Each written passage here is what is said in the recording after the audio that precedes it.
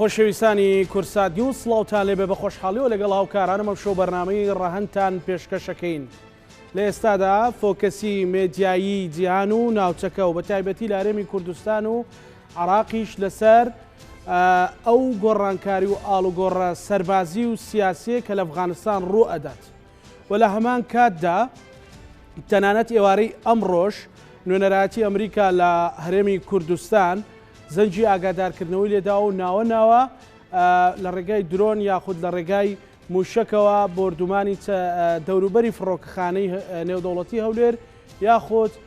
چەند ناوچەیەکی ترەکرێت. لە ئێستادا بەهۆی ململانەکانەوە باز لەوە کرێ ئایا ئەو سیناریۆی لە ئەفغانستان ڕوویدا لە عێراق و هەرێمی کوردستانیش ڕوو ئەدات، چی بکرێت بۆ ئەوەی بەرژەوەندەکانی ئەمریکا بپارێزرێت و جارێکی تر هەرێمی کوردستان یاخود عێراق نەکەوێتەوە بەردەم مەترسی و ئاڵۆزی جۆرا و جۆر. ئەم شەو لە بەرنامەی ڕەهەندا و تەوەرە کە لە ئێستا و ئایندەدا گرنگە تاوتوێ دەکەین بە میوانداری هەریەک لە بەڕێزان لێرە بەڕێز عەدالەت عەبدوڵڵا نووسەر و ڕۆژنامەنووس. سوپاس کاک عەدالەت خێربەی. هەروەها بەڕێز دارە محەممەد ئەمین نووسەر و چاودێری سیاسی. سوپاس بۆ هەردوو میوانی ئازم. کا عەدالەت، ئەوەی لە ئەفغانستان ڕووەدا لە هەرێمی کوردستان و عێراقیش ڕووەدا ئەوە پرسیارێکی سادەی خەڵکە ئێستا لە تۆڕە کۆمەڵاتەکان لە شەقام لە دانیشتنەکان ئەیکەن. لە ڕووی مەبدەییەوە شتێکی باشە لە ڕاستیە لە میدیای کوردیشەوە ناوەندی سیاسی لە کوردستانیشە بایەق بەوە بدا کە ئەوەی ئەمڕۆ پەیوەندی بە مەسەلەی کشانەوەی هێزەکانی ئەمریکا هەیە لە دوای 20 ساڵ جەنگ لە ئەفغانستان کشانەوەیان لە ئەم وڵاتە تا چەند ڕنگدانەوەشی ئەبێت لەسەر سیاسەتی دەرەوەی ئەمریکا لە ناوچە گەرمەکان و ناوچەکانی تری جێی ململانەیە بە تایبەتی لە ناوچەی ڕۆژهەڵاتی ناوەڕاستەوە بە دیاریکراویش بۆ عێراق و سەبارەت بە هەرێمی کوردستان بایەقدەم بەم بابەتە بابەت مەسەلەیەکی گرنگە، چونکە ناچاری هەموو هێزە سیاسەکان و حکومەتی عێراق و حکومەتی هەرێم و با بڵێن ئەزمموی کوردستان بەگشتیەکە کە حسابێک بۆ کە تا چەند ممکنە ئەم استراتیژە نوێی ئەمریکا کە بە شێوەیەکی ڕوون دیارە کە بریتیە لە کەمکردنەوەی زیانی ژیانی، زیانی مادی، دارایی لە ئەنجامی بەشداریکردن لە کۆمەڵێک جەنگ و سەرکردایەتیکردنی کۆمەڵێک جەنگ لە ناوچەکەیە، چ لە ناوچەی ڕۆژهەڵاتی ناوەڕاست، چ لە سنووری ئەفغانستان و باکووری ئەفریقا و مساهەمەکردنی لە لادانی و دوورخستنەوەی کۆمەڵێک ڕژێمی سیاسی و ئەو باجە سیاسی کە داویانە چه خەڵکی با بڵێن ئەو وڵاتانەی کە جنگەکانیان تا تیاگیساوەتەوە چه ئەمریکەکان خۆشیان ئەمە تا ڕادەیەکی زۆر یارمەتی دەرە بۆ ئەوەی ئێمە توانای مقارنەکردنی ئەم هەلومەرجە تازەمان هەبێت لەگەڵ ئەو سیناریۆیەکی ئێستا هەیە. ترسەکە ترسێکی جددیە بۆ لەبەر ئەوەی لە ڕاستیە ئەگەر تۆ تەماشای ئارگومنتی سەرۆکی ئەمریکا بکەی بایدن سەبارەت بە کشانەوەی هێزەکانیان لە ئەمریکا هەندێک ئاماژەی تایە کە تا ڕادێکی زۆر ئەبێ عێراقیەکان حسابی بوو بکەن. یەکێک لەو مەسەلانە کە ئاماژەی پێکردووە ئەبێ خەڵکی ئەفغانستان خۆیان چارەنووسی خۆیان و حکومەتی خۆیان دیاری بکەن، واتە ئەمریکەکان چیتر ڕاعی عملی سیاسی نابن لە وڵاتی ئەفغانستانە سەرڕای ئەوەی کە 20 ساڵ وەکو بایدن خۆی لە وتەکەیە دوێنێ لە باشکراوتی وتی درێژترین جەنگە لە مێژووی ئەمریکایە کە ئێمە بەشداریمان تێکرد بێ، دوای درێژترین جەنگ لە تاریخی ئەمریکایە کە لە ئەفغانستان ئەمریکەکان لەگەڵ بەریتانیا و چەند وڵاتی تری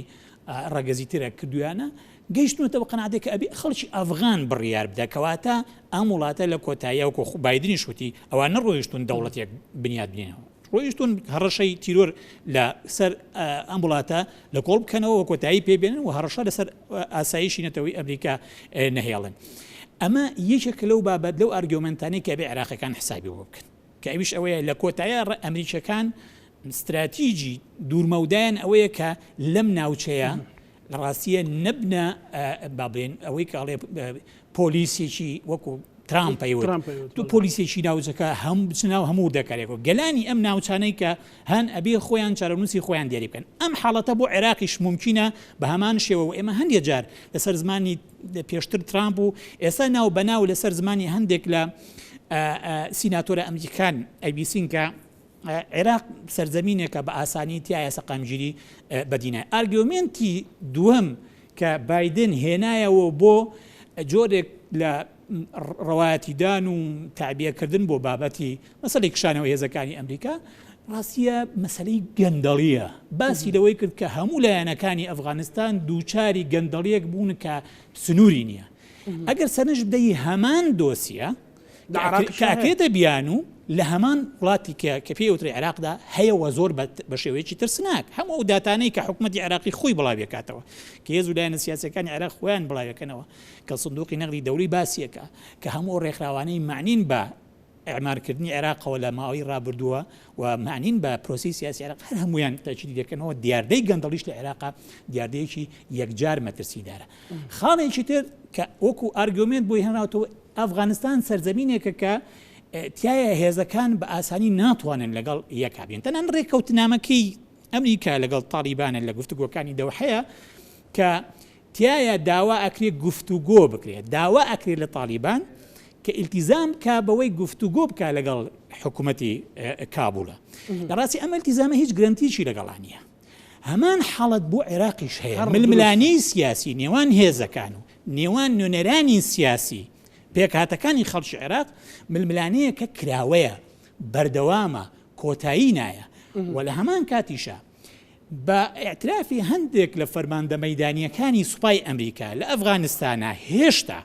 سەرڕای ئەوەی کە هەڕەشەکە تا ڕادەیەکی زۆر سنووردار کراوەتەوە بەڵام هەڕەشەی ڕێکخراوی قاعیدە چەند گروپێکی و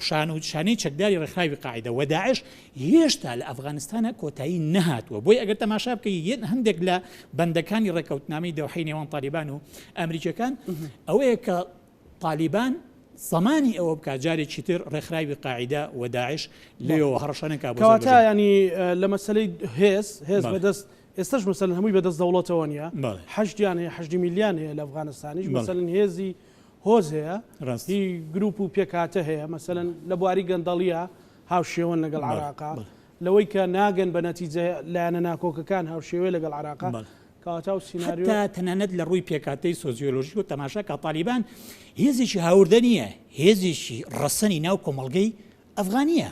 نوێنەرایەتی نەتەوەیەکی گەوری ئەفغانەکە کە پشتۆنەکانن هەمان معادلە لە عێراقا ئەو هێزانەی کە ناکۆکن هیچیان لە دەرەوە نهاتون هەمویان نوێنەرایەتی پێکاتی ڕەسەنی خەڵکی عێراقکەن کە شیعەیە کە سونەیە کە کوردە کە هەندێک پێکاتی ترە کەواتە ڕوویەکی لێکچوون لە هەندێک ئاستا لەم سیناریۆی پاشەقشەی ئەمریکا هەیە کە ممکنە بە شێوەک لە شێوەکان لە ئێستاەوە بۆ دوڕۆژ ئەگەر بێت و بە تایبەتی ئەگەر ئەم بۆمبارانکردنەی بنکە سەربازەکانی ئەمریکا لە عێراق لە عین ئەسەد و لە ناو جەرگەی بەغدا و لەسەر شاری هەولێر بەردەوام بێ و ئەگەر بێت و دەوڵەتی عێراق خۆی هەرچەند ئێستا کۆمەڵێک بەڵێنیان داوە بە ئەمریکیەکان کە ئەوانەی ئەم لە پشتی ئەم هێرشانەوەن کە دەستگیر بکرێن و ئیجرعاتیان لەگەڵا بکرێت بەڵام ئەگەر ئەمە بەم شێوەیە بەردەوام بێ ممکنە سبەینێ خراپ بە شێوەیەکی خراپ لە ناو ڕای گشتی ئەمریکا ڕەنگداتەوە داوا بکرێت کە بە هەمان سیناریۆی کشانەوە لە ئەفغانستانە ڕاستیە بە شێوەک لە شێوەکان دەست لە کوێ هەڵبگیرێ لە عێراق هەڵبگیرێ ئەگەرچی بەشێکی بەرچاوی چاودێران لەگەڵ ئەوەیان نین ئەوەی کە حتى لەناو انتخاباتە دواتسانس ینی بە تا ڕادەیەکی زۆر بێژگە لە بابەتی انتخابات کە بابەتێکی گرنگە و ئەمریکەکان بەلایەنەوە ینی مەبەستەکە ئەم جارە ئەنجامی ئەم هەڵبژاردنەیە عێراق لە دۆخێکی ئەو دۆخی ناسەقامگیریە ئابووری و سیاسیە و ئەمنی خراپەی کە تایەتی بجۆزێتەوە بۆ قۆناغێکی تر کە سەقامگیری تیابێ بەڵام ئەمە تا ئێستا وەکو هەمومان ئاگادارین گرەوە حتاکو ئێستا زمانێکی ئەو تۆنیە کە بە دیاریکراوی لە کاتی خۆی هەڵبژاردن نەکرێ یان ئەگەر بشکرێ دەرەنجامەکانی قوبوڵەکرێ ئەگەر دەرەنجامەکانیشی قوبوڵ بکرێ ڕێککەوتن نەکرێ لەسەر حکومەتی کە چێپێکی بهێنرێ تەنانەت ئەگەر ئەو ڕێککەوتنیش هەبێ سبەینی ئەو حکومەتە ئەتوانێ بەردەوام بێ و ئەو حکومەتە توانای چارەسەرکردنی قەیرانەکانی گەلانی عێراق نەبێ هەمووانە ئەو گەرانتیانە بڵێ کە هاوشێوەی ئەفغانستان بەسەر عێراق بێگومان یعنی پێم وایە چەند مەترسی ئەوە هەیە کە سیناریۆی کشانەوەی ئەمریکا لە ئەفغانستان لە عێراقا جێبەجێ بێ بڕێک پەراوێزیش ماوەتەوە بۆ ئەوەی کە بڵێن جیاوازیەکەی ئەم جیاوازیە بەشێکی پەیوەندی بە استراتیژی ئەمریکاوە هەیە و سیاسەتی خارجی ئەمریکیەوە هەیە لە سەبارەت بە مامەڵەکردن لە عێراق بەتایبەتی کە ڕێکەوتنامەیەکی لەگەڵ هەیە کە پێوتری ڕێکەوتنامەی سۆفا بەتایبەتی تریش کە حکومەتی عێراقی و بەتایبەتی لە کارنامەکەی کازمیە هیچ بند و بڕگەیەکی تیان نییە کە ڕاستەوخۆ و ناڕاستەوخۆ داوا بکە هێزەکانی وڵاتە یەکگرتوەکانی ئەمریکا لەسەر خارجی عێراق نەمێنن واتە ئەمیشەکان تام دقەیە ئەڵێن ئێمە ئەگەر حکومەتی عێراق داوامان لێ بکە هێزەکانمان نەکشینەوە حکومەتی عێراق داوای ئەمەی نەکردووە ئێمە هەمومان ئاگادارین بە درێژایی چەند ساڵی ڕابردوو بەشێک لە هێزە سیاسەکانی عێراق کوتلە گەورەکانی ناو ئەنجومەنی نوێنەرانی عێراق گەیاندویانەتە نەک بانگەوازی سیاسی بۆ جۆرێک لە ینی ڕێکلام بۆ خۆیان لە بەردەم ڕای گشتیە کە داوای کشانەوەی هێزەکان و لادانی هێزی بیانەکەنە سەر خاکی عێراق گەیاندوێنتە جۆرێک لە مزایدەی سیاسی بەسەر یەکترەوە ئەمە ئاگادارین بەڵام ئێستاخرمە بۆ مزایدەکە عەدالەت مەسەڵەن نوکۆی جەنابەت فەرموود هێزێ ململانەی لەسەرەوە کاچێوەڕچێ لەسەرەوە کاکە دەستی زیاتر هەبوو لەوەی کە داوا بکە ئەمریکا عێراق جێ بێڵێ ئەمە یعنی ئەو واقعەکە لە ماوەی دووسێ ساڵی ڕابردووە لە ڕاستیە بەشێک بووە لە جۆرێک لە مزایداتی سیاسی بەرامبەر بەیەکتر لەگەڵ ئەوە شای خۆ ئێمە ناو بەناو ئاگادارین لە هەر قۆناغێکە لە هەر لەحظەیەکی مێژوویە کە بزانرێت چالاکی و جموجوڵی داعش لە ناوچە جیاجەکانی عێراق زیاد دەکات دەست بەجێ دابەژبوونێکی سیاسی لەناو ئەو فراکسیۆن و پێکهاتە سیاسیانەی تەنانەت شیعەشە دروست هەبێ سەبارەت بە مەسەلەی هەڵوێسوەرگرتن لە بوونی ئەمریکا لەسەر خاکی عێراق دابەشە بن هەندێکیان ڕێ نەخێر باجارێ ئەم قەرارە لێنێتەوە و بیدێنە دەستی حکومەتی عێراق خۆی تەقدیری ئەم مەسەلەیە بکات زۆر باشە گفتوگۆی زیاتر لەسەرەکەین مامۆستادارە سوپاس بۆ ئامادەبوون لە بەرنامەی ڕاهەند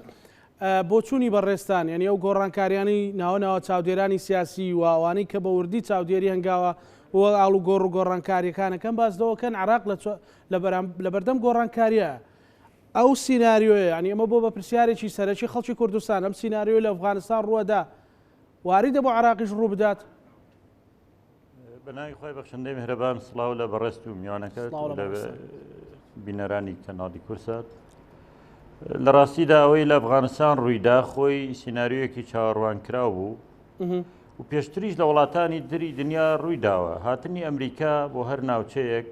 لە پێناوی پاراستنی بەرژەوەندەکانی خۆیەتی و ئەمریکیەکان بە بیانووی نەهێشتنی ئەرهاب و کارەساتی 11 سپتەمبەر ئەم کارایان کرد و دەوڵەتی تالیبانیان ڕوخاند و هەمان بیانووی بۆ حکوومەتی عێراقی و نێشتنی سەدام حوسێنی دیکتاتۆر هەبوو کە یەکێک لە هۆکارەکانی بوونی پەیوەندیەک لە نێوان قاعیدە و سەدام حوسێن ئەوە لە ناو ئەجندای حکوومەتی ئەمریکی ئەو سەردەمە بوو و حکوومەتی عێراقی پێتاوانبار کرا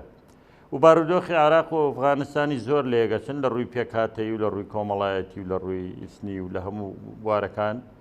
ئەمریکیەکان دوای ئەوەی کە زیاد لە 20 ساڵ لە ئەفغانستانمانەوە و سەدان ملیار دۆلاریان سەرف کردو و چەندین کەس کوژرا و برینداریان هەیە و خەڵکی ئەمریکا زۆر دەمێک کە داوایەوەکەن کە هێزەکانیان لە ئەفغانستان بکشێتەوە کە هیچ بەرژەوەندی حکوومەتی ئەمریکی تیانە ئەوە شتێکی چاوەڕوان کراو بوو ئەمریکیەکان لە پلانی خۆیانە هەبوو لە ئەفغانستان بکشێنەوە بەڵام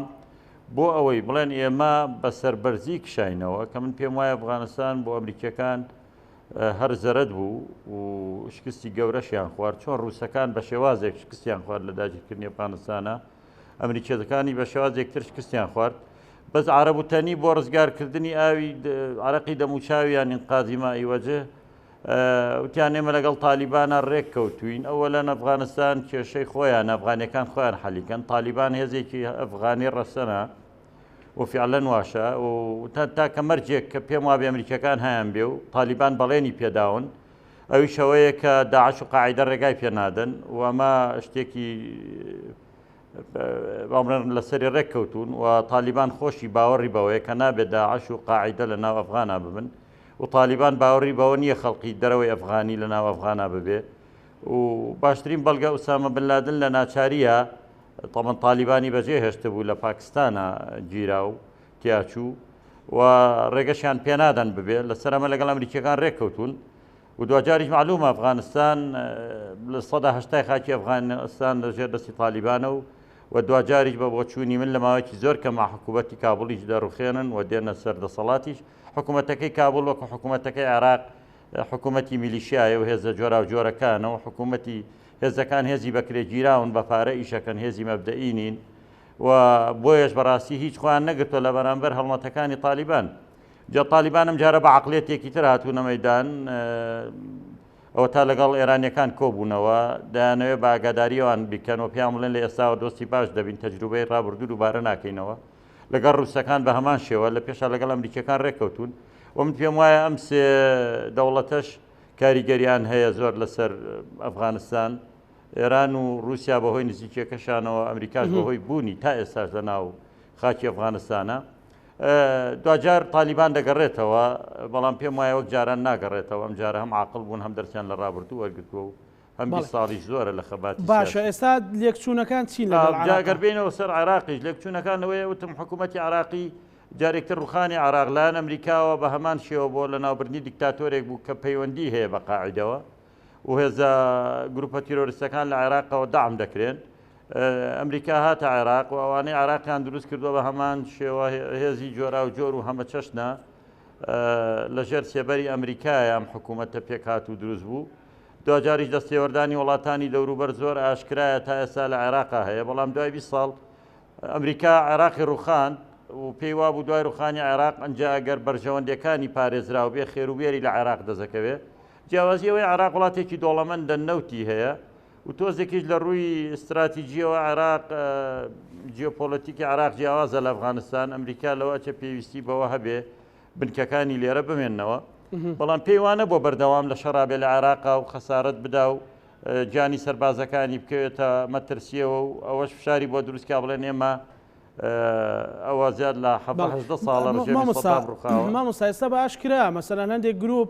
باز لەوەکەن کە هیچ شوێنێکی ئارام نامێنێ بۆ ئەمریکا لە عێراقا ناڕاستیە بەوە بڵین عێراق وەکو حکوومەت هەر کەسێک حکوومەت بکە شیعە یا سوننە یا کورد ئەزانێت بەبێ ئەمریکا ناتوانێت کارەکانی ناڕوە بەڵێ بەترسەکە لێرە لەوەیە بەڵێ ئەوازانن بەبێ ئەمریکا هیچ کارێکیان ناڕوە و بەبێ ئەمریکا حکوومەت ناتوانێت بەردەوام بێ و بەبێ ئەمریکا میلیشیاکان حکوومەتیش تەفروت و ناکەن جگە لەوەی ئابووری عێراقیش تا ئێستا ئەمریکا ڕایگرتووە بەڵام لەگەڵەوەشە ئەم گروپانە خەتەری جددین لە ئەرزی واقعا هەن لە عێراقا و وڵاتانی تریش دامیانەکەن ئەم گروپانە سەر بە ئێرانن معلومیش کێشەکانی ئەمریکا و ئێران زۆر زەقا و من پێشم وایە پاشەکشەی ئەمریکیەکان لە ئەفغانستان ئەمەش بۆ خۆی ڕێگادا بە ئێرانیش و بە گروپەکانی عراقیش بڵێن چۆن ئەفغانیەکان ئێرانیان ئەمریکان ناچار کرد ئەفغانستان بەجێ بێڵێ بۆ خۆیان ئێمەش دەتوانین ئەمریکا ناچار بکەین لە هەموو لایەکەوە لانی کەم بێزاری بکەین بۆی کە ئەمریکا بڕیار بدا هێزەکانی لە عێراقا پاشەکشە بکەوە من پێشم وایە زۆر ئاسایی ئەمریکا پاشەکشە بکە کە بەشێک لە بەرژەوەندەکانی هەر پارێزراو دەبێ وەچی ترخۆی ناخاتەوە مەترسیەوە و لە ئەگەری پاشەکشەی ئەمریکاشا بێگومان عێراقیش وەک ئەفغانستانی لێدێ هێز و دەسەڵات لای کێ بێ کام گروپانەی بەهێز بن و پشتیوانیان بکرێت شیعەکان بن بە پشتیوانی ئێران سوننەکان و ئەمسالی داعش بێ بە پشتیوانی وڵاتانی سوننە مەزهەب یا هەر لایەنێکی تر هێزی دەسەڵاتی هەبێ ئەوانە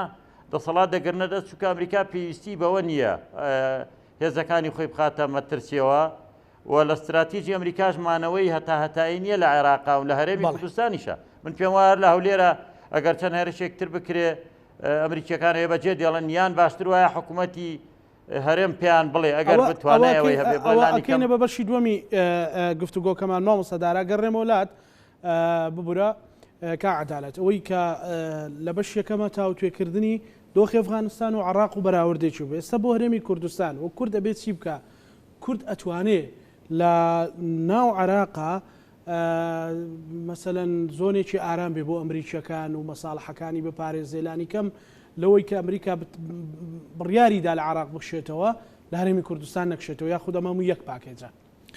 لە هەموو دۆخێکە لەبەرەوەی هەرێمی کوردستان لە چوارچێوەی دەوڵەتێکە کە سیستەمەکەی سیستەمێکی فیدراالیە و لە بەغداوە بڕیارە درێت لە مانەوەی دەوڵەتێکی دیاریکرا و لەسەر خاچی وڵاتێکە لە ڕووینی و دەوڵەتیەوە مەتەرەفە هەرێمی کوردستان بەدڵنیایەوە تا ئەم ساتە وەختە بە فەرمانڕەوایانی و بە خەڵکەکەی نەکرد هەرێمی کوردستان پێکهاتەی سوننە بەشی زۆری پێکهاتەی سوننە وە کورد لە هەموو قۆناغەکانی ڕابردووە تەحافوزیان هەبووە لەوەی کە پاڵپشتی لە هەر دەنجێک بکەن کە داوای پاشەکشەی وەک شانەوەی هێزەکانی ئەمریکا بکە لە عێراق بۆ لەبەر ئەوەی پێشوەخت ئەزانن کە ئەو سینناریوانەی کە دادێت چییە یەکێک لەو سینناریوانەی کە سونەکان بە پلەی یەکەم پێش ئێمە وەکو کورد لێ ترسن ئەوەیە کە هەژمونی هێزە میلیشیاتەکان لە عێراق بەسەر ناوچە سونە نشینەکانە بگاتە دۆخێکی ڕەها وەک چۆنی ئێستا حاڵی حازری ینی ڕخنەیەکی زۆریان هەیە لەسەر ئەوەی حتا با بڵین قاعدەی جەماهیری سونە خۆی لە ناوچە سونە نشینەکانە لە ئەمبارەوە بیگرە بۆ سەلاحەدین بۆ مووسڵ بۆ دیالە ئەم ناوچانە کە زیاتر سونە نشینین یان بەشێکیش لە بەغا ئەم خەڵکی ئەم ناوچانە خۆیان یعنی جارە لەوە بێزارن کە بەشێک لە نوێنەرانی سونە بە شێوەیەک لە شێوەکاون کردراون و کەوتون دەژێر هەیمنەی هێزە شیعەکانەوە بۆیە ئەگەر بێت و لە حاڵەتێکە ئەمریکیەکانیش لە گۆڕەپانەکەیان نامێنن ئەو کاتە دوو ئەگەر لە ئارایە ئەگەری چانەوەیە کە بە تەواوەتی سونە لە عێراقا خۆی ڕادستی چێ بکە هێزی هەژموندار لە عێراق کە شیعەکانی عێراقن بە پاڵپشتی کۆماری ئیسلامی ئێران ئەمەش ئەگەر بەشێک لە سونەکان پێی ڕازبین بە دڵنیاییەوە بە پێی ئەو جیۆپۆلیتیکەی کە ناوچە سونە نشینەکان ئەبەستێتەوە بە بابرین خەلفی عەربی وڵاتە ئەقلیمەکانی وەکو ئەردن وەکو سعودیا ولا قۆڵێکی تریشەوە لەگەڵ مسرە ئەم وڵاتانە بە شێوەیەک لە شێوەکان ڕێگا نادەن و وڵاتێکی وەکو سعودیا ڕێگا نادەکە هەموو سونەی عێراق هەمان خۆی ڕادستکردن قبول بکەن و لە هەموو دۆخێکە ترسی ئەوە هەیە کە لەبەر ئەوەی لە ناوچەی سونە نشینەکانە نوێنەرانی سیاسی جێی گرە و نین بۆ ئەوەی جۆرێک لە هاوسەنگی هێز بجێڕنەوە بۆ ناو پرۆسی سیاسی عێراق و شیعەکان نوێنەرانی ڕاستەقینی سونەیان وەکو خۆیان قبول بێەوە بەشداریان پێ بکەن و پراوێزیان نەخەن و هەژمون نەکەن بەسەر ناوچەکانەوە بە شێوەیەک بە مانایەکی سادەتر تعدایان لێ نەکەن لەو حاڵەتەیە ممچینەوە ترسەکەش لێرەیە ممچینە کە جارێکی تر دەرفەت بکرێتەوە بۆ سەر هەڵدانی ئەگەر داعش نەبێت گروپی تری تونندڕە و یان تەنانەت هێزێکی سیاسی سەربازی یان کۆنە بەعسیەکان یان ڕێکخراوی قاعدە لە هەژێر هەر ناونیشانێکی ترا بێ کۆمەڵێک ناوچەی مقاومە دەست پێکاتەوە کە جارێکی تر ئەبێتەوە سەرچاوی دروستکردنی ناسەقامگیری سیاسی و ئەمنی بۆ عێراق کەواتە ئەو حاڵەتەی کە ئێستا بەشێک لە فەرماندە مەیدانیەکانی ئەمریکیەکان لە بۆ قۆناغی دوای کشانەوەی ئەمریکا لە ئەفغانستان چاوەڕوان و لێ ئەترسن کە ئەویش ئەوەیە ئەفغانستان بچێتەوە ناو هەمان دەورانی مێژووی ساڵانی نەوەدەکان کە لە چەندین بەرەوەی شەڕی یەکتریانەکەت هەمان مەترسی لە دەمێ ساڵە باس دەواکرێت لە غیابی ئەمریکیەکانە هەمان حاڵەت عێراق وەک چۆن ئەوترێ ئەفغانەکردنی عێراقیانی جۆرێک لە ئەفغانستانی لێبێتەوە بە سروشتی حاڵ ئێستا ئەوەی کە معادلەکەی ڕاگەتوو ئەوەیە کە نوێنەرانی سونە بەشێکیان کەوتونە دەژێر هەیمنەی شیعەکانی عێراقەوە و بەشێکیان دیسانەوە هەر ناڕزین لە سونەی عێراق جارێ هەر لە عێراقانیە لە ینی پێکاتی سونە بەشێکیان لە وڵاتانی خەلیجن و لە وڵاتانی دەرەوەن بۆ کورد هەرێمی کوردستانی هەڵوێستی خەڵکی هەرێمی کوردستان و بابن قیادەی سیاسی لە کوردستانە ئەوەیە کە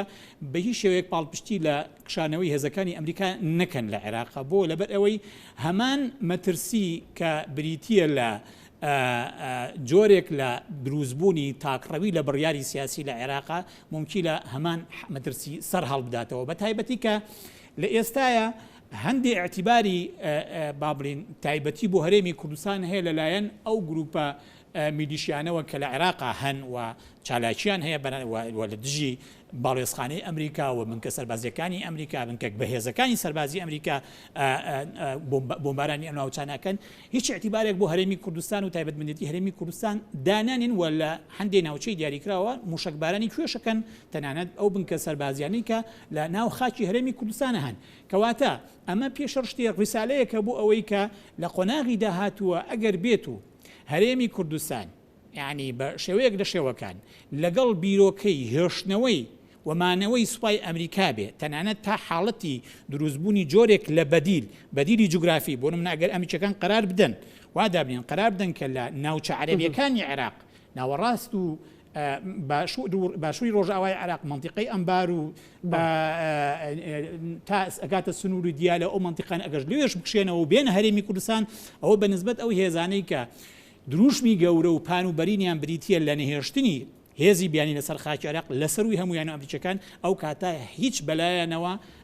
هیچ شتێک نییە ڕێگەیان لێ بگرێت کە هەرێمی کوردستانیش بکەن بە ئامانجا ئەمڕۆ هەولێرە سبەی نەگەر بنکەیەکی سەربازی لە ئەمریکی لە شارە زوورە بۆیە لێی بدەن لە سلێمانیە بۆیە لێی بدەن لە حەریرە بۆی هەیە لێی بدەن لە دۆکە بۆی هەیە لێ بدەن کەواتە هەمان بەتابەتی بۆ برەکان عەدالەت مەسەلەم ئێوارێش پنتاگۆن ئەڵێ کە ئەمە ئێرانە درۆنەکانی ئەنێرێ و لە بنکە سەربازەکانی ئەمریکا ئەدا قسێکی ئەڵێن هەوڵێک هەیە کە وردە وردە شەڕی ناڕاستە و خۆی ئەمریکا و ئێران بێتە هەولێر مەسەلەن بێتە هەرێمی کوردستان خۆی ئەگەر ڕاستە بوێت تاکو ئێستا بە ئاشکرا دیارە کە بەنسبەت مواجهەکردنی ئێرانەوە شەڕێکی بە وەکالەت هەیە لەسەر گۆڕەپانەکە ئەنی ئێمە درک بەواکەین و لە ئاگاشمان لە میدیای عێراقی هەیە کە حتا بەشێک لە هێزە سیاسیە باڵە سیاسیەکەی باڵە مەدەنیەکەی ناوشیعەش لە عێراقا قەناعەتیان بەوە هەیە کە ئەم پەلاماردانەی باڵێۆزخانەی ئەمریکا و بنکە سەربازەکانی ئەمریکا لەوانەیە عاقبەتێکی زۆر خراپی بۆ عێراق و بۆ دەسەڵاتی شیعەی عێراق هەژمووی دەسەڵاتی شیعەی عێراقی شەبێت چونکە ممکنە ئەمریکیەکان ئەم گەمەیە بەلایەنەوە زۆر ئاسایە کە زەمینە خۆش بکەن بۆ ئەوەی ڕاستیە گروپی تری توندڕە و لانی کەم ڕێگر نەبن لە بەردەم سەرهەڵدانی گروپی تری مقاومەی سونە لە ناوچە سونە نشینەکان و جارێکی سەرهەڵدانەوەی جۆرێک لە ئەوەی کە پێی ئەوترێت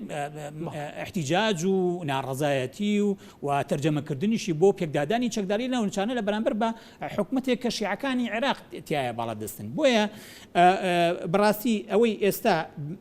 لەم مەحزە تاریخیە بەنسبەت عێراق و بەنسبەت هەرێمی کوردستانەوە گرنگە ئەوەیە کە ئەمریکیەکان تا ئەم ساتە وەختە تەماشای ئەواکەن هەڵوێستی ڕسمی دەوڵەتی عێراق چیە بەرامبەر بە کشانەوەیان هەڵوێستی ڕسمی دەوڵەتی عێراق تا ئەم دقەیە لە ڕاستیە باسە کشانەوەی ئەمریکیەکان ناکە ڕاستە کازمی لە ژێر فشارە لە ژێر فشاری کۆمەڵێک کوتلەی بەهێزی ناو ئەنجومەنی نوێنەرانی عێراقایە کە بە بەردەوامی جۆرێک تا هەندێک جارەکات جۆرێک لە تەخوینکردنیش بەناو پاک تەماشاکردنی ئەوەی کە هەڵوێستی کازمی هەڵوێستەکە پلە بە پلە خەریکە دایشکێنێ بەلای بابرین چوارچێوە عەرەبیەکە و دایشکێنێتەوە بەلای محوەری ئەمریکیە تا ئەم تۆمەتانە و تا ئەم ناپاشی نوادنانش هەیە لە بەرامبەر کازمی بەڵام کازمی خۆی ڕاگرتووە لەبەر ئەوەی پێی وایە ئەو ئەرکێکی کاتی لە سەرشانەکە گەیاندنی پرۆسەی سیاسی عێراق بۆ هەڵبژاردنێک کە دووسێمانی تر دەست پێەکە لە دوای ئەوە خەڵکی عێراق بڕیار ئەدا کە ئەو حکومەی دێدەکایەوە چۆن حکومەتێکە بێ و ئەو حکومەتەش هەڵوێستی لە بوونی ئەمریکا و جوودی ئەمریکا لە سەرخاکی عێراق چێبێ من پێم وایە لە هەموو دۆخێکە هەری هێزێک چەند لە ئێستایە خەڵگری شیعاری دەردکردنی هێزەکانی ئەمریکا بێ لەسەر خاکی عێراق مووقعی لە ناو پرۆسەی سیاسیە دەستنیشانی ئەم هەڵوێستەیەەکە لە مووقعی ئۆپۆزیسیۆنا بێ یان لە مووقعێکی بابلێن بچووکە بێ لە ناو دەسەڵاتە جیاوازە بێ لەو مووقعی کە هێزی نمرەیەک بێ لە ناو حکومەتەکە چارەنووسی هەموو عێراقیەکانی بەدەستە بێت زۆر باشە مامۆستا مامۆستا دارا ینی کورد لە ناو گۆڕانکاریانە ئەوە کۆی لە مامۆستا عەدالەتم پرسی مەسەلەن یەک پاکێت جەبێ یاخود کوورە توانێ لەناو ئەو گۆڕانکاریانە بە جۆرێکی تر مەساڵەحەکانی ئەمریکا بپارێزێ و دوجار ببێتە دافعێک بۆ ئەوەی کورد نەچێتە ناو ئەو ئاڵۆزی و ناسەقامگیریەی کە لە دوای ئەمریکاوە دێت. وڵی من پێم وایە کورد دەکرێت بەشێک لە بەرژەوەندەکانی ئەمریکا بپارێزێ بەڵام بەگشتی پلان و استراتیژی ئەمریکا جیاوازە لەوەی خەڵکی کوردستان دەیەوێت و کورد دەیویست ڕێگای پێ بدریا ڕفراندۆمێک بکەن و لە ڕێگای ئەو ڕفراندۆمەوە مافی چارەی خۆنووسین دیاری بکە مووقیفی ئەمریکیەکان زۆر ڕوون و ئاشکرا بوو دژی ئەو ڕفراندۆمە بوون پێیان کارێکی خراپ بوو هەڵوێستیشیان وەرگرت و ئەمریکیەکانی هەر ڕۆژێک بیانەوێ عێراق بەجێ بێڵن ئەو بڕیارە بدەن بە بێسێود و کوردستانیش بەجێ دێڵن و بەرژەوەندەکانیان لە عێراق زۆر گەورەترە لەو بەرژەوەندیانەی کە لە کوردستان هەیەە و بە هیچ شێوەیە کەم تا زۆر گوێ بۆ کورد ناگرن ئەگەر بەرژەوەندی خۆیان نەبێ کورد گرنگە دۆستایەتی لەگەڵ ئەمریکا بکە و کردوشێتی و گرنگیشە بزانێ ئەمریکا بەرژەوەندی خۆی هەیە لێرە هەموو هێلکەکانی نەخاتە سەبەتای ئەمریکاوە و کورد دەبێ بزانێ دەرودراوسەکانی چێن چونکە دوجار ئەوەی دەمێنەوە دراوسەکانن بۆ کورد گرنگە تەوازونێک ڕاگرێت لە نێوان علاقەی خۆی لە نێوان ئەمریکا و ئێران و هێزەکانی عراقی بە شیعە و سوننەوە چونکە دوجار مادام ئێمە هەرێمێکی لە عێراق و نەمانتوانی سربەخۆیی بەدەستبێنین و لە ناو خۆشمانە لاوازی ناکۆکی زۆرمان هەیە گەندەڵیەکی زۆر لە حکوومەتی هەرێما هەیە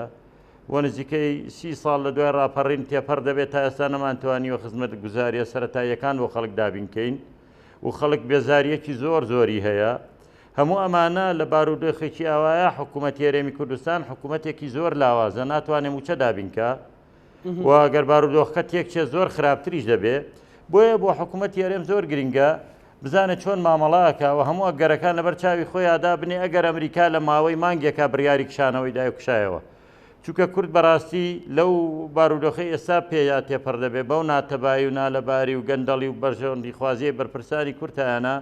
ناتوانن ڕوبەڕووی شەڕی عراقی عەرەبی ببنەوە سونەکان بن یا شیعەکان بن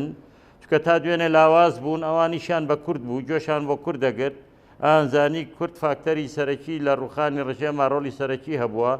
و هاوکاری ئەوان بووە. بەڵام وردەوردە ئێستا هەمنەوەیەکی نوێیان بۆ پێگەشتوان گەشتونەوە قەنەعاتەی کە ئێستا کورد نەکارکاوی هاوکاریان نییە کێشایان بۆ دروزەکە. ئەگەر ئەمریکەکان بکشێنەوە هێزەنایەرەکان ببنە خاوەنی دەسەڵات لە عێراقا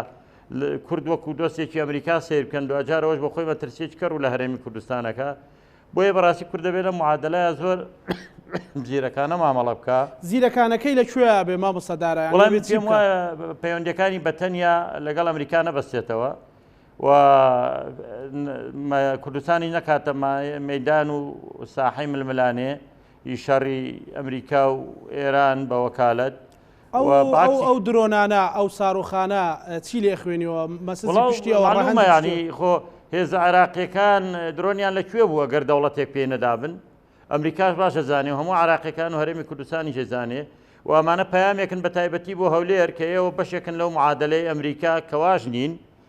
یعنی باشە گەر هەرێمی کوردستان کەوتە ژێر مەترسی وەکو ئێستا تورکیا پەلاماری دا وەسپێنی ئێرانیش پەلاماری بدا ئەمریکا چی بۆ کوردەکە؟ بێگومان بەلەوەی هیچ شتێک ناکە. ئەمریکا لە ریفراندۆما تەنانەت بە نامەیەکیش پشتیوانی ریفراندۆمەکەی نەکرد بەڵکو دەرگای کردەوە بە حەشتی شعبی بێ پەلاماری کوردستانیاندا لە شنگارەوە تا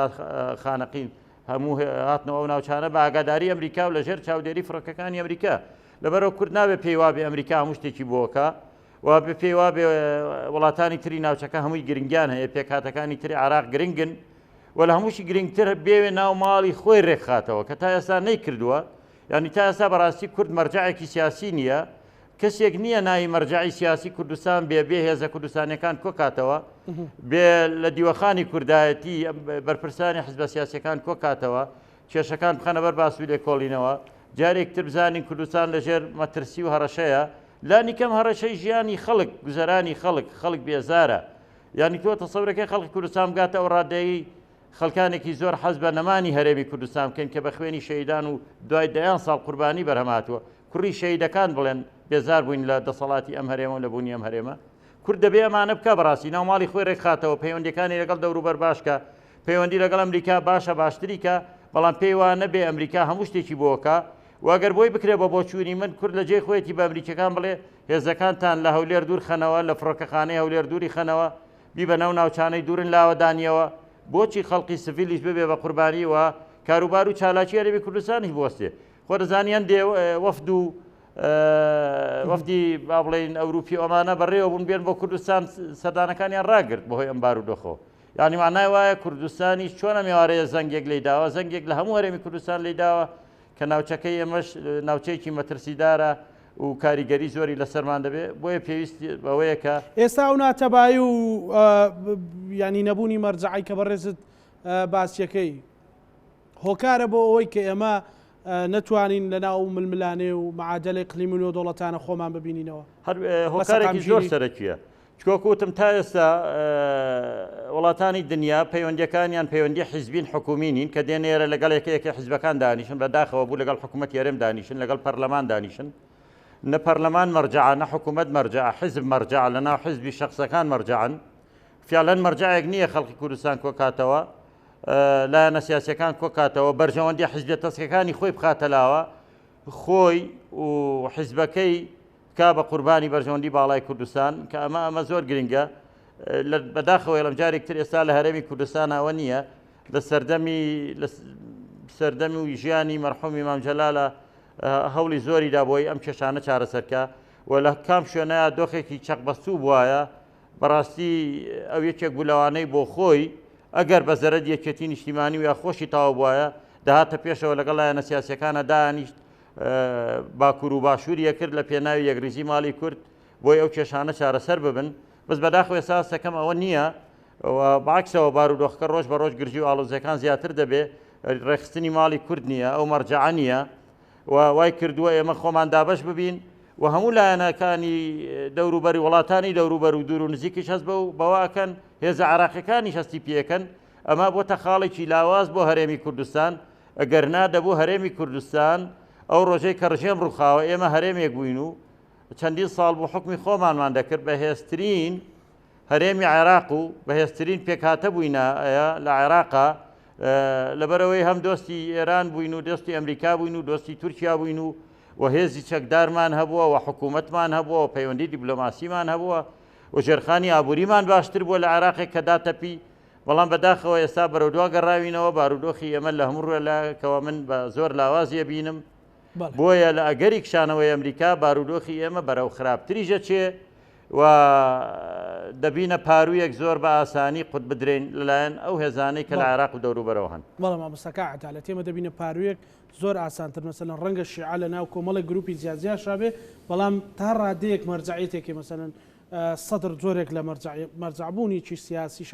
شەقامەلانی کەم سیستانی ئەو هەر مەرجعێکی شیعەیە و هەمویان پابندن پێوەی و ڕەنگە 2000 ئێران بتوانێت بیان گرێتەوە سونەش بە زۆرێک لە زۆرەکان مەسەلەن کۆمەڵی وڵاتی ئیقلیمی هەیە بۆ کورد ئەم پەرتەوازەیە کە ئێستا هەیە چەند کاریگەری بە لەسەر وێرانتربوونی دۆخەکەی یان ناسەقامگیرتربوونی دۆخەکەی ئەو پەرتەوازەیە کە باسێکی ڕەنگە بەشێکی پەیوەندی بە ململانیەکانی ناوخۆی هەرێمی کوردستانەوە بێ لە نێوان هێزەکانە بەڵام لە هەڵوێ سوەرگرتنە لە هەنێ بابەت و مەلەفی سیاسی گرنگ تا ئەم دەقەیەش پەرتەوازەیی بە بڕای من سنووردارە ینی بۆ لە ناو ئەنجومەنی نوێنەرانی عێراقا بۆ پارتی نەیوتوە ئەبێ ئەمریکا بمێنێتەوە یەکێتی وتبێتی بێ بچێتە دەرەوە یا گۆڕان توی نەخێر ئەبێ شتێکی تر بێ نا هەڵوێستەکە یەکە یعنی کە لە ناو ئەنجومەنی نوێنەرانە کورد دەنگ نادا بۆ ئەو دەنگانەی کە داوای دەرکردنی هێزەکانی ئەمریکاکەن لێرە هاو هەڵوێستیەکەیە دووەم ئێمە لێرە باسی بوونی دوو جۆر لە تێڕوانی نەکەن تێڕوانینێکی استراتیژی بۆ بوونی ئەمریکا لە منتیقەکە و لە عێراقا و تێڕوانینێکی سیاسی بۆ بوونی تێڕوانینە سیاسیەکە ئەوەیە فعلەن ئەبێتۆ ئاگاد لەوە بێ ئەو عیبارەتە باوەی کە تەقلیدی کە باسێت تۆ نابێ هەلکەی خۆت بخێتە سەبەتەی ئەمریکاوە هەمووی ئەبێ حسابەوەکەی لە ناوچەیەکی جوگرافی سیاسی زۆر ئاڵۆزای کە هەندێک وڵاتی زۆر گرنگ کە هێزی محورین لە ناوچەکەیە و هێزی سەرێکین وەکو ئێران وەکو تورکیا ئەبێ جۆرێک لە ماڵی سیاسی و علاقاتی سیاسی لەگەڵیان هەبێ کە سبەینی ئەگەر لە غیابی و لە بڕیاری کشانەوەی ئەمریکیەکانیشە حاڵەتێکی واتە پێشە تۆ بای ئەوە پەیوەندیت هەبێ کە بێتە مایەی زەمانکردی مانەوەی ئەم قوارەیەک لە هەرێمی کوردستانە بەڵام ئەمە تێڕوانینێکی سیاسیە یعنی ئەمە ئێستا بە پارتی بڵێ کاکە دیدت بۆ ئێران چییە ئەڵێ بڵێ ئەبێ ئێمە علاقەیەکی باشمان لەگەڵ ئێرانە هەبێ بەیەکێتی بڵێ هەمان قساکە لە تەنانەت بۆ تورکیایش ئێستا بەیەکێتی و بە پارتی ئەڵێ بڵێ ئەبێ ئێمە پەیوەندێکی باشمان لەگەڵ تورکیا بێ دراوسێمانەوە على سنووریی نێودەوڵەتی لەگەڵ گرێمانەدات و ناچاری مامەڕی لەگەڵا بکەین ئەمە پێوتێت تێڕوانینێکی سیاسی کە تێڕوانینێکی بابەتیە بەڵام تێڕوانین استراتیژی چییە تێڕوانین استراتیژی ئەوەیە کە بوونی ئەمریکا لە منتیقەکەیە بە شێوەیەک لە شێوەکان تەدریجیەنیش بێ زەمانی یەخستنی هێزی کوردەکە بە دەلیلی ئەوەی تاقە هێزێک لەسەر ئاستی جیهان توانای کۆنتترۆلکردنی شەڕی ناوخۆی هەبوو بێ ئەمریکیەکان بوو ڕێکەوتنامەی واشنگتن و یەکێتی و پارتی ڕێخست باشە ئەمریکیەکان بە بەردەوامی هەوڵی تەدریبکردن و ڕێخستن و یەخستنی هێزی پێشمەرگە و تەنانەت ڕۆڵیشان هەبوو لە یەخستنەوەی ئیداراتی کوردیە بەڵام لە هەمان ڕوانگەی استراتیژیەوە تەماشای سیاسەتی وڵاتانی ئیقلیمی بکەی ڕێک پێچەوانەی ئەمریکایە ئەم پێ وڵاتانی ئیقلیمی تۆ تەبان بڕسێتەوەکەم وڵاتانی ئیقلیمی ڕێک بە پێچەوانەوە ئیش لەسەر دابەشکردنی هێزەکانی باشووری کوردستانەکەن تورکیا ئیش لەسەر دابەشکردنیەکە کۆماری ئیسلامی ئیش لەسەر دابەشکردنیەکە دابەشکردنی ناوچی نفوذەکەن کەواتەوە تێڕوانینە استراتیژیەکە بۆ کورد گرنگە ئەبێت تۆ حسابی بۆ بکەی ئەمریکیەکانیش بێگومان هەر لەبەر ئەوە نییە کە بێن بۆ نمونە ئەم هاوکاری و کۆمەکانە پێشکەشەکەن بە نسبەت کورد و تەجروبەی کوردستانەوە شتێکە لە بۆشاییەوە بێن نەخێر ئەوانیش کۆمەڵک حسابات و بەرژەوەندی تایبەتی خۆیانیان هەیە کە هەنیە جار تەماشاکردنی کوردە لە باشووری کوردستان وەکو چی وەکو کارتێکی ڕاگردنی هەندێک تەوازونات هەندێک هاوسەنگی لەسەر ئاسی عێراق و لەناو پرۆسی سیاسیەکە ئەو پێویستی پێێتی ئێمە ئەبێ درک بە ئەم بوعدە استراتیژیە لە هەڵوێست وەرگرتن بەرامبەر بە بوونی ئەمریکا و نەبوونی ئەمریکا بکەیت هەمان قسەی بلاسخارتیش ینی لە فەزاوە بوو یا خود لە واقعێکەوە بوو یان زەنگێک بوو لە هەموو دۆخێکە ئەبێ حساب بۆ بکەیت احراجکردنی کۆمەڵگەی نێودەوڵەتی و بە ئەمریکیەکانیشەوە بە هەر تەجروبەیەکی خراپ لە باشووری کوردستانە بێگومان ئەو جۆرە لێدوانانەی لێ ئەکەوێتەوە ئەمە جۆرێکی شە لە دروستکردنی فشار لەسەر هێزەکانی باشووری کوردستان لەسەر یەکێتی پارتی لەسەر هەر هێزێکە لە فەرمانڕەواییە ئەمە حاڵەتێکی پۆزتیڤە بەعکسەوە من بە سلبی تەماشا ناکەم ڕەنگە ئاماژەیەک بێ بۆ ئەوەی کە کاکە ئەوە تا بۆ نمونە ئەمریکیەکان یەکێک لە بیانوەکانیان کردووە بۆەوەی کە تەجروبەی حکمی 20 ساڵەی حکوومەتی ئەفغانستان تەجروبەیەکە پڕ لە گەندەڵی ئەگەر ئێوەش ئەم تەجروبەیە درێژە پێدەن وڵای کاکە لە حزەیەکی تاریخی ڕەنگە بایتان لێ بکەیت یعنی ڕەنگە بەجێتان بێت کۆمەڵگەی دەوڵەتی وڵاتانی ئەوروپی ئەمریکیەکان لە گۆڕەپانەکەی بەجێتان بێڵن کەواتە ئەمە فشارێکی ئیجابیە و بابەتیەوە ئەبێ بێتە عاملێکی فشارش لەسەر هێزەکان لە باشووری کوردستانە بۆیە من پێم وایە یعنی ئەبێ ئەم دوو اعتیبارە ڕەچاو بکەین یەکەم ئەویان بوونی ئەمریکا لە ناوچەی ڕۆژهەڵاتی ناوەڕاستە لە دەرەوەی ئەوەی خۆی لە سەر چه ئەساسێک لەم ناوچەیە بڕیار ئەدا بمێنێتەوە یان نەمێنێتەوە لە ڕێگەی ڕێکەوتنامەوە ئەمێنێتەوە لەگەڵ حکوومەتەکانە یان بە زەبری هێز و لە چوارچێوە ڕەچاوکردنی پاراستنی ناوچەی نفوزی خۆی ئێمە ئەبێ حسابەوە بکەین کە بوونی ئەمریکیەکان لەم منتیقەیە بۆ ئێمە وەکو کورد پێویستە لە ڕاستیە پێویستە لەبەر ئەوەی لە هەموو دۆخێکە چەند کۆماری ئیسلامی ئێران و چەند وڵاتێکی وەکو تورکیا دەستی دۆستایەتیت بۆ ڕابکێشن لە هەموو دۆخەکەگەشەکردنی کێشەی کورد لە ناوچەی ڕۆژهەڵاتی ناوەڕاستە قبول ناکەن و بەعکسەوە منە ڕستێتەکەم بەعکسەوە حکومەتی تاران و حکومەتی ئەنقەرە و حکومەتی بەغدای پێش پرۆسەی ئازادی هاتە ئەو ساتێک کە نیزامی سەدام حوسێن وڕخێ کۆبوونەوەی دەوریان هەیە بۆ ئەوەی چی تەکبیر بکەن لەم قوارەی کە لە باشووری کوردستانە کە عەدالەت ئێستا قسەیەکێ وردە خەریکە مەسەلەن ئەوێ بە قسە و باسی چاودێرانی سیاسی و پرۆگرامە سیاسیەکە مەسەلەن ئەمریکا و چین کاتی لێکدانی پێشتر شەڕێکی ساڵ بوو ئێستا لێکدانێکی گەرمترە و باز دەوکرێ ئەمریکا قوتەکەی خۆی کۆ ئەکاتەوە بۆ لێدان لەو جەمسەرەی چین بەدڵنیایی ئەمە کاکزانە سەرنج بدە سەرنجی لێدوانەکانی بایدن بدە بایدن وتی چی ئێمە چەند دۆسیەیەکی گرنگترمان هەیە لەمانەوە لە ئەفغانستان کە دۆسیەکانی باشووری ئاسیایە کە وڵاتانی باشووری ئاسیا مەبەستی لە جێڕانەوەی جۆرێک لە هاوسەنگیە لەگەڵ نفوزی چین لە وڵاتانی جنوبی ئاسیا ئەمە ئەندەنوسیایە ئەمە مالیزیایە ئەمە وڵاتانەی کە ئەکەونە جنوبی ئاسیا وڵاتانی ئاسیان بەگشتی و یەکێکی تریش لە بیانەکان هەڵ ئێمە چەند دۆسیەیەکی تری گرنگمان هەیە لە چەند هەڕەشەیەکیشمان لەسەرەیە لە ناوچەی ڕۆژهەڵاتی ناوەڕاست بێنە پێشاوی خۆ ڕۆژهەڵاتی ناوەڕاست کوێیە چەند وڵاتێکی دیاری کراوە منطقەی گرگرتو لە ناوچەی ڕۆژهەڵاتی ناوەڕاستە یەکەمیان عێراقە دووەمیان لوبنانە سووریایە ئەو اتفاقی لە سەردەمی عەبدولمەهدی بوو بەڕێز عادل عەبدولمەهدی بوو ئەو عەدالەت ماوە مەسەلەن حکوومەتی کازمیش نەیوتووە ئەو اتفاقی لەگەڵ چین کردومانە اتفاقێکا ڕۆژاوەتەوە مەسەلەن لە هەموو دۆخێکە ئەبێ حسابی ئەوە بکەین کە بایدن بە ئاشکرا کارنامەی ئیدارەکەی خۆی خستە ڕوو وتی ئێمە ئەولەویاتمان هەیە بەڵێ ئەولەوێتیان لە ئەفغانستان کۆتایی پێهات جەنگێکی 20 ساڵی ئەزانی ئەمریکا لەم جەنگە 20 ساڵیە بەس لە ڕووی داراییەوە چەندی خەرج کردووە بەبێ کۆمەڵێک داتا کە لە پنتاگۆنەوە دەرچووە بە پێی کۆمەڵێک دیراسات کە زانکۆی براون کردویانە ئەمریکا تاوەک لەو 20 ساڵی ڕابردووە 950 میلیارد دۆلاری خەرج کردووە کە ئەتوانی 15 دەوڵەتی پێ ئاوادان کەیتەوە باشە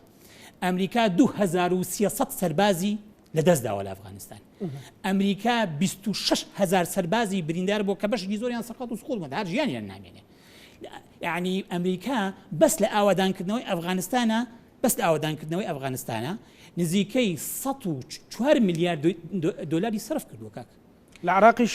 بێژگە لە عێراقی لێکچوونەکان زۆر بەس لە سەیکە بەس لە بنیادنانی هێزی سەربازی هێزی ئەمنی ئەفغانستانیە کە بریتیە لە سوپا و بریتیە لە پۆلیس 44 میلیارد دۆلاری خەرج کردووە لە کاتێکە تالیبان لە ماوەیەکی زەمەنی کەمە لە سا 85 ئەفغانستانی کۆنتڕۆڵ کردووە یعنی ئەمریکەکان پارەیەکی ئەم سیناریۆیە کاک عەدالەت ینی ئەگەر دوا سەرنج بێ مەسەلەن بۆ عراقیش ئێمە لە هاتنی داعشا بینیمان لە قوربانەکان عێراق زۆرترن ها قوربانەکان زیاترن و مەصرفەکە زیاتر ڕەنگە عێراق دەوڵەمەندتر بێت کەمێک بەڵام ئەوەی داعشیش هات مەسەلەن کورفەیەکورێکا مەسەلەن مووسڵ و دیالە و سەلاحەدین و ئەمانەیە هەموو کۆنتڕۆڵ کرد گەیشتە لێواری بەغدا. دو سەرنجی کان عەدالەت لەو بەرنامەیە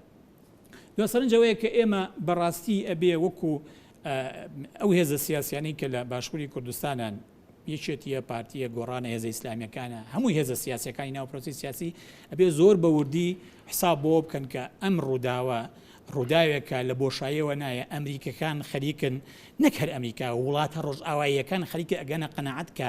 بەشێک لە دەستێوەردانە سەربازیەکانیان کۆتایی پێبن یعنی ئێمە لە پاڵ ئەمریکای بریتانیەشمان هەیە لە ئەفغانستان کە بامان شێوە 750 سەربازێکیان لەوێ هەیە کشێننەوە نزیکەی 450 سەربازیان هەر تیاچوو لە ئەفغانستانە بریتانیەکان کە مساهمەیەکی یعنی متواضعیان هەبوو لە شەڕی ئەفغانستانە ئەوە هەر ئەمڕۆ یعنی ئەمڕۆ ماکرۆن سەرۆکی فەرەنسا ئەڵێ ئێمە بەشێ لە بنکە سەربازیەکانمان لە مالی ئەکشێنینەوە ینی دیدێکی ڕۆژئاوایی هەیە کە ئەیتر ئەبێ لە ڕێگەی جۆرێک لە هاوپەیمانێتی سیاسی جۆرێک لە دۆستایەتی و لە ڕێگەی ڕێککەوتنامەوە کۆمەڵێک مەلەفی نێودەوڵەتی هەیە ئیدارە بکرێ نەک بچن ڕاستەوخۆ بچنە ناو جەنگێکەوە کە زیانێکی مادی و ئینسانی ئێمە لە بەردەم ئەو مەدرسیان بەکراوەڵی بەدڵنیە مامۆستا دارا دوا سەرنجی بەڕێستان فتم پێبەی وەڵا بە کورتی بێ زانین بۆچی من پێم وانییە ئەمریکا وەکو استراتیژمانەوەی لە بەرژەوەندی ئێمە بێ ئێستا ڕاستە وڵاتانی دەور و بەرد بە ئێرانیش و بە تورکیاوە داگیرکەری کوردستان بوون و کورد لە ناویان ناژی و حەزاکەن کورتکیانێکیە بێ بەڵام ئەمریکا کە داگیرکەری کوردستان نییە کە هەزاران میل لێمان دوورە ئەو سەرەکی هۆکاری سەرەکی دابەشبوونی کوردستان و داگیربوونی کوردستانن لە ڕۆژهەڵات و ڕۆژاوە باکوور و باشوور ئەمریکا تا ئێستا جگەلەوەی هەندێک بەرژەوەندی لێرە هەیە جنا ئێمەش هێزی تیرۆریست بوون یەکێتی و پارتیش هەر بە هێزێکی تیرۆریست دەناسان ئەمریکا هەر ڕۆژێک بیەوێ ئێرە بەجێ دێڵێ و هیچ حساب بۆ کوردیش ناکا وەکو چۆن لە سووریا نەیکرد لێرەش بە هەمان شێوەیە ئەمریکا کۆمەڵێک بەرژەوەندی هەیە حەزەکە بەرژەوەندەکانی ئەمڕۆ ئەو وا دەخوازێ هێزە کوردەکان یەک بن هەوڵی بۆ داوە پارەشی سەرف کردووە و هەوڵەدا هێزەکانی پێشمەرگەیەک خابەڵام کابینی هەموو ئەمانە یەک ناکەون گەندەڵی هەر هەیە لە عێراق لە هەرێمی کوردستان بۆ ئەمریکا زۆر باشترە تالیبانێک بێ حاکمی یەکەمی تەڵەن جارێککە لە ئەفغانستانەوە پێشوو ڕوو ناداتەوە چکە لە دوای جەنگی ڕووس حکمەتیار هەبوو بورهانەدینی ڕەبانی هەبوو ئەحمەد شاه مەسعود هەبوو یەکە هێزی خۆی هەبوو ئەوانە کۆتاییان پێهاتووە تالیبان نەبێتە نوێنەری خەڵقی ئەفغان و ئەمریکا مامەڵە لەگەڵ ئەوان ناکا و بەرژەوەندەکانی پارێزراوتر دەبن بەرژەوەندی ئەمریکا لە تورکیا هەیە لە سعودیە هەیە لە ئیمارات هەیە هەر شەو ڕۆژێکیش بێ لەگەڵ ئێرانە ڕێکەوە لە ئێرانە هەیە پەکی لەسەر کوردستان نەکەوتووە ینی من پێم وایە وانە زانین ئەمریکا پەکی لەسەر ئێمە کەوتووە ئەگەر ئێمە نەبین ئیشەکانی پەکیەکەوێ بۆیە ئەمریکا زۆر ئاساییە بڵێ من چیتر ئەم گەندەڵانە با لە هەرێمی کوردستان و لە عێراقیشان نەمێنن هەر هێزێک بێتە پێشەوە بەبێ ئەوەی هێزەکانی من هەبێ بەبێ ئەوەی مەصرف بکەم بەبێ ئەوەی خوێن بڕێژین دۆستی ئێمە بەرژەوەندەکانی ئێمە پارێزن پشگیری ئەوە بکەین لە داهاتوو بۆ ئەمریکا چاکتر و باشتر بێ لەبەرەوە بۆ ئەمریکا پێم وانییە زەرەتکە ئەگەر هێزەکانیی بکشێنێتەوە و یا با بڵێن ناوچەیەک لە دەستدا زۆر سپاس بۆ بەڕێز مامۆستا دارا محەممەد ئەمین چاودێری سیاسی و نووسەر سپاس بۆ بەڕێستان وا سپاس بۆ بەڕێز مامۆستا عەدالەت عەبدوڵڵاه نووسەر و ڕۆژنامەنووس چاودێری سپاس بینەرانی خۆشەویست لەگەڵ هاوکارانم بەرنامەی ڕەهەنمان پێشکەشکردن بە هیوای ساخ و سەلامەتی بۆ هەموو لایەکتان خواتان لەگەڵ